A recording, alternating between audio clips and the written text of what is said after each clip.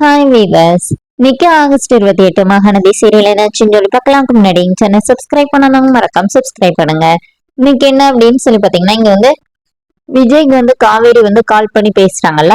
அப்போ பாவம் காவேரி ரொம்ப இறங்கி பேசுறாங்க. ஆனா விஜய் வந்து ரொம்ப கோவமா பேசுற மாதிரியே, காவேரி அவாய்ட் பண்ற மாதிரியே பேசுறாரு. இந்த மாதிரி கொடைக்கானல்ல இருந்து போய் எப்படி கத்துனா இந்த மாதிரி நீங்க வரக்கூடாதுன்னு அப்படி பேச. அப்பதான் இந்த மாதிரி நல்லா இருந்துச்சு. நான் அப்போ உன்னை எப்படி கெஞ்சினி, நீ வந்து என்கிட்ட பேசவே இல்லைல்ல. இப்ப நீ என்ன சொன்னாலும் நான் கேட்கவே மாட்டேன், நான் வரவும் மாட்டேன் அப்படிங்கிற மாதிரி சொல்லிட்டு விஜய் போன் வச்சுறாரு. இப்போ காவேரி வந்து அப்படியே ரொம்ப ஃபீல் பண்ணிட்டு என்ன பண்றதுன்னே தெரியாம இருக்காங்க. அப்ப இங்க என்ன ஆகுதுன்னா, வீட்டுல எல்லாருமே வெளியில உட்காந்துருக்காங்க. இப்ப விஜய் வந்து நிக்கிறாரு. விஜய் பார்த்தோன்னே குமரன் ஓடி போய் வாங்க விஜய் வாங்க விஜய்ன்னு சொல்லி கூப்பிடுறாரு. கங்கா வர காவேரி கூப்பிடுறாங்க. ஏ காவேரி, விஜய் வந்திருக்காருனே. காவேரி விஜய் பார்த்துட்டு விஜய் பேசினது அப்படியே யோசிச்சுட்டே நின்னுட்டே இருக்கிறாங்க. அப்போனே பாட்டி கேக்குறாங்க, என்னடி நீ உன் புருஷனை தேடிட்டு இருந்த, இப்ப அவர் வந்து நேர்ல நிக்கிறாரு, இப்படி நின்னுட்டு இருக்க அப்படின்னு.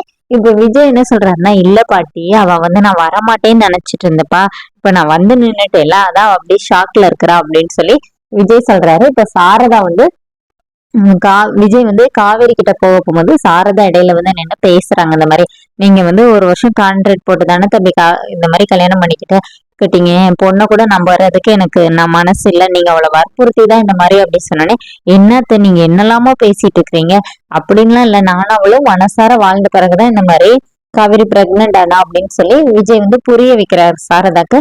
ஆனாலும் சாரதா என்ன சொல்றாங்கன்னா, ஆனா இது வந்து என் மனசு ஏத்துக்கவே இல்லப்பா, உங்க வீட்டுல வந்து அவ எப்படி இருக்க போறானே தெரியல, உங்க வீட்டுல உள்ளவங்க ஏத்துக்குவாங்களான்னு தெரியல, எல்லாருமே பணத்துக்காண்டி இந்த மாதிரின்னு கூட என் பொண்ணை தானே தப்பா பேசுவாங்க. இப்ப விஜய் என்ன சொல்றாருன்னா, நான் கான்ட்ராக்ட் போட்டதான் உங்களுக்கு பிரச்சனைனா பேசாம ஊரை கூட்டி இன்னொரு வாட்டி பெருசா கல்யாணத்தை நடத்திடவா அப்படின்னு சொல்லி கேக்குறாரு.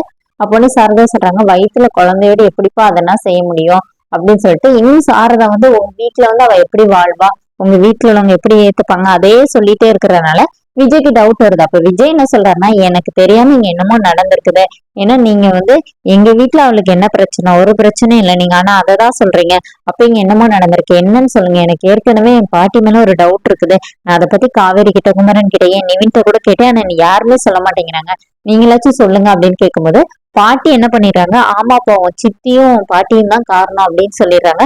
இப்ப வீட்டுல எல்லாருமே அப்படியே ஷாக் ஆகி காவேரி வர பாட்டி அப்படிங்கிறாங்க. இப்ப விஜய் வந்து காவேரி கிட்ட நீ வாயே பேசாத அமைதியா சொல்லிட்டு காவேரியை திட்டுறாரு.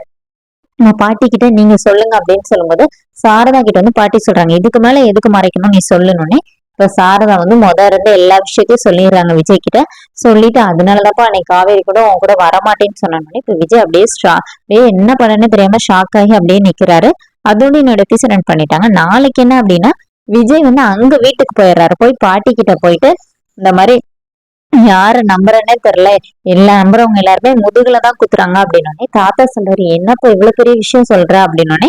இப்ப விஜய் என்ன சொல்றாருன்னா, என்னோட நாலேஜ் இல்லாம காவேரி கிட்ட போய் டைவர்ஸ் பேப்பர் வாங்குறதுக்கு போயிருக்காங்க அப்படின்னு. இப்ப தாத்தாக்கு புரியுது. தாத்தா அப்படியே ஷாக் ஆகி நிக்கிறாரு. அதோட என்னோட எபிசோட் ரன் பண்ணிருக்காங்க. தேங்க்யூ.